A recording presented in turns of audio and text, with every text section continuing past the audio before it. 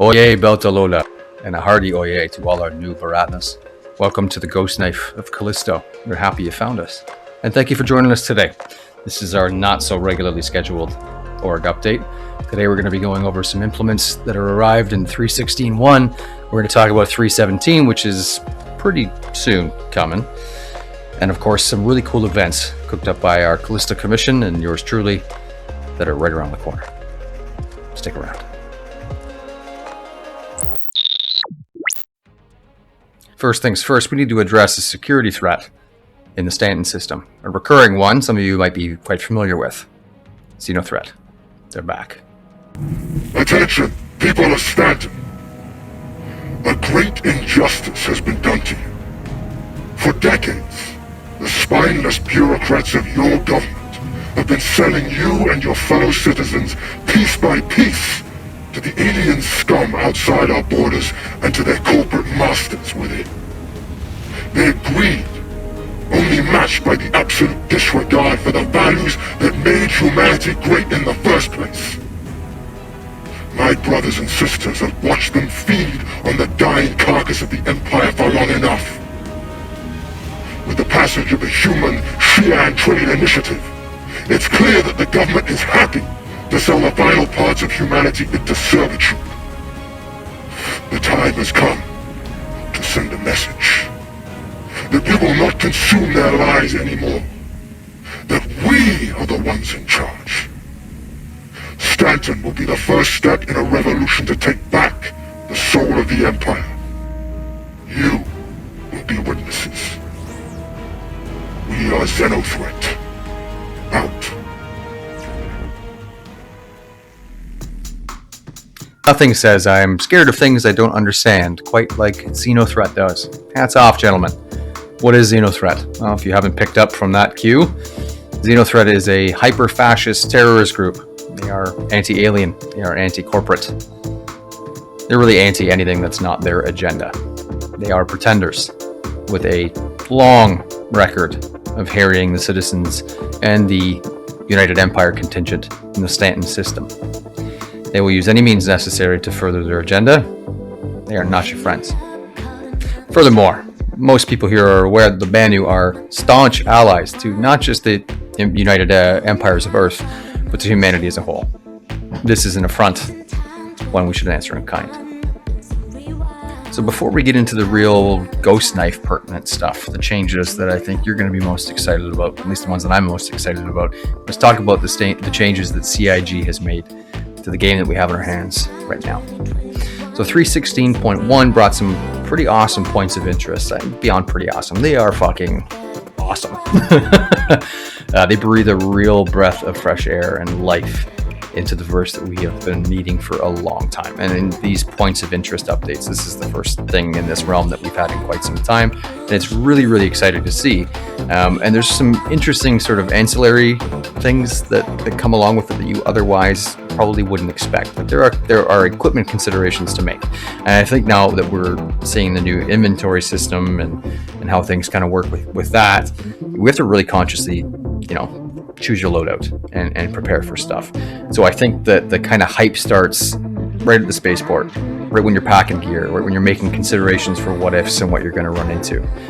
It's great to see the laser trip mines. It's great to have some additional obstacles and some puzzle solving. I've only actually had the opportunity of finding 2 so far. Well, the one time I was directed with Jinx and her crew, and we saw some amazing stuff, some really cool stuff. I of course clipped myself through a wall before I had a chance to complete it, but it's really neat, and like I'm big on the exploration side. It's nice to just go off on a tangent and see some stuff you haven't seen before, sort of engage with the world or the universe in different ways, and this certainly checks a lot of those boxes. It's really something we need a lot more of, but to see these different derelict types, kind of meshed with some of the other ones, and the downed capital ship, there are some great points of interest to make, and things that are really going to give us a sort of jump off for some other content, some Ghostknife specific content that we're going to talk about a little bit later. But let's talk again. Let's stay on with CIG stuff here for now. 3.17 PU. for all intents and purposes, as it is quite a far away, ways away out yet, it does look like things are on track. One of the really exciting things for 3.17 is the ship-to-ship refueling, sort of a bigger implement, at least from my perspective, and a lot of the community's perspective, because it's been pushed off quite a bit. But it's going to allow a lot more in terms of your ability to explore and get around. Now, we are kind of limited in that right now. I don't think there's too many instances where you or I are running into, oh shit, I'm out of fuel in the middle of fucking nowhere. It doesn't happen very often, right? This is going to take care of those times where it does, but this is another tool that we can use to sort of flesh out a narrative experience, or to give some breaks in between some action, or to get some fuel and stuff closer to a hot zone, for instance, or an AO that we're going to need to be in for a protracted period of time. So it does give us some legs in terms of logistics, but right now, the Stanton system is only so large, and it is big, but it's not that. I don't see it being as that efficacious yet. But hey, I love being wrong, especially about Star Citizen. I love being wrong. So vendors, it looks like it's on track as well for 3.17, which is really exciting, because that hoard of crap that you have accumulated over the last little while, you're going to have some place to sell that stuff and get some money back. Now they've been quite explicit about the fact that we're not going to have like ship parts to sell right out of the gate. It looks like that'll be further iterations, will be ship parts and ships themselves. But it is nice to know that if you want to offload a ship that's just been sitting in your hangar, quote unquote, you can, and you can use that money elsewhere. Always good to liquidate your starships, I think, every once in a while. It's going to be nice to have that ability to do that. 3.18. Now, I don't want to be the reason that this does get pushed back. I don't want to jinx it. But it looks like, and a lot of the community seems to be sharing the same sentiment, that 3.18 is going to be when we get salvage. Now, like ship-to-ship refueling, this has been pushed back many times. This might actually have been the most pushed back feature to date. I'm gonna have to fact check that before this video goes live. But I'm pretty fucking sure it is. But it's gonna be here, which is excellent. And it's gonna really open up a lot more for us. A whole new profession, number one. Well, so does ship-to-ship refueling.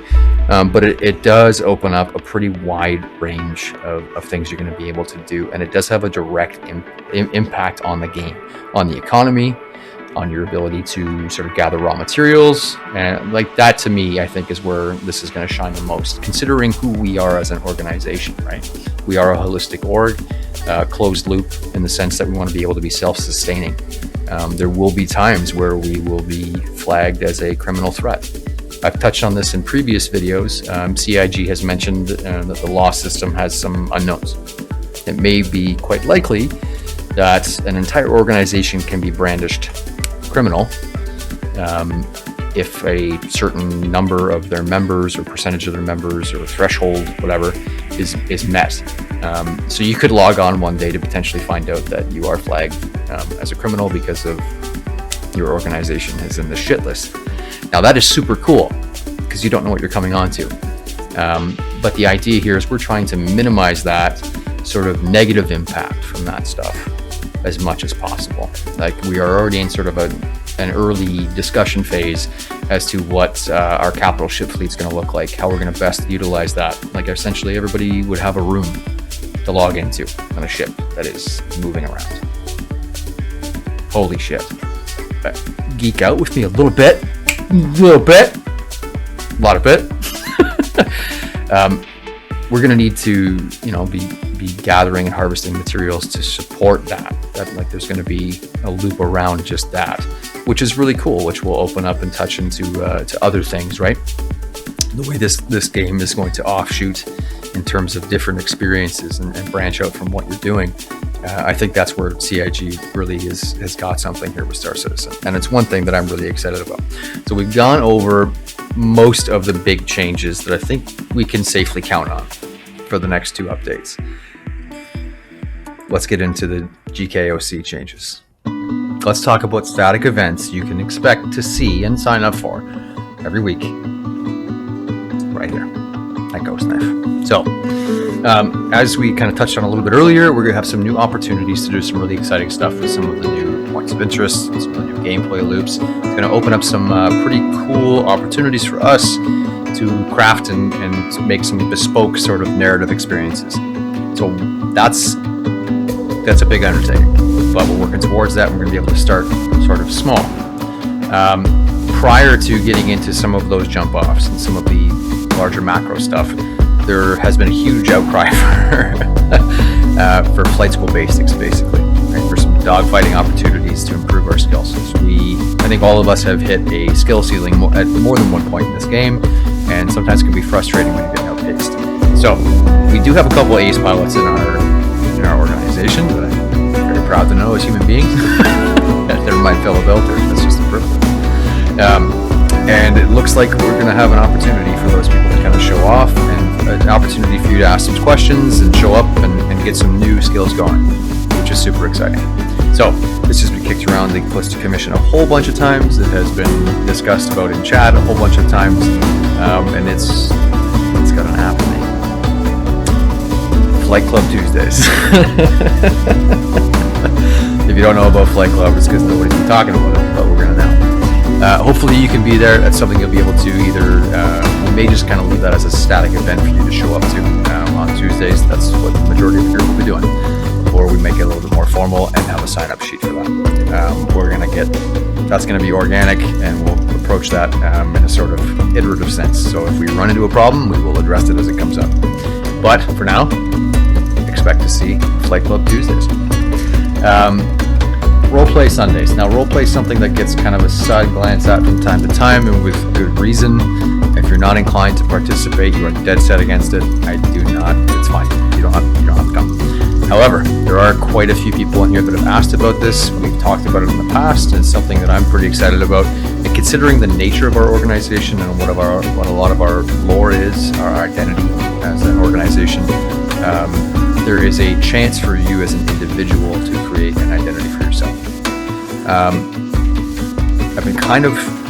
I was having a hard time figuring out how to implement this in a way that had some meaning, had some merit, and had some weight to it.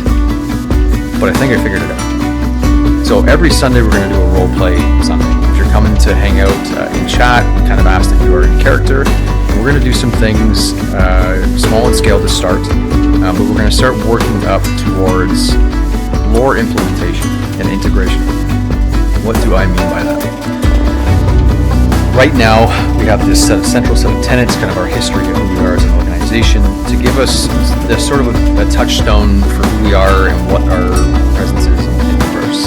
And in the beginning, it looked to be sort of a very large undertaking, but I think it's much larger than that. And the opportunities that are here, they're really interesting. It's replete with some very, very, very cool opportunities. So let's talk about lore integration. I've been watching and reading up on a lot of Star Citizen lore over the last little while. It's phenomenal stuff. And I think that there are some really cool opportunities to mesh, for lack of a better term, integrate our org lore into key moments and points of Star Citizen's lore without breaking anything or making it overly reductive or just pedantic or stupid. Yeah. One of my big concerns here, one of the pitfalls that I see, is this becoming hokey very fast. So what we're going to do is we're going to start small and we're going to scale up. Come out on a Sunday. I'm not asking you to bring any sort of like D&D character sheet here. Just have something in mind for who you want to be if you're going to come and show up in these events, and that, of course, you are a belter of some kind. It's going to give us a really interesting ability to make some actual tangible lore for individuals as well as the org, as this stuff sort of gets integrated. I'm going to be taking on the challenge of a YouTube series that's going to go over, basically a lore master series that's going to go over the entirety of the Star Citizen lore through episodic, because we don't need it to be 6.5 hours long. But we're going to be interjecting and interweaving these sort of canon tales about our characters within the org. We have a long time before the gates open for the final version of the verse.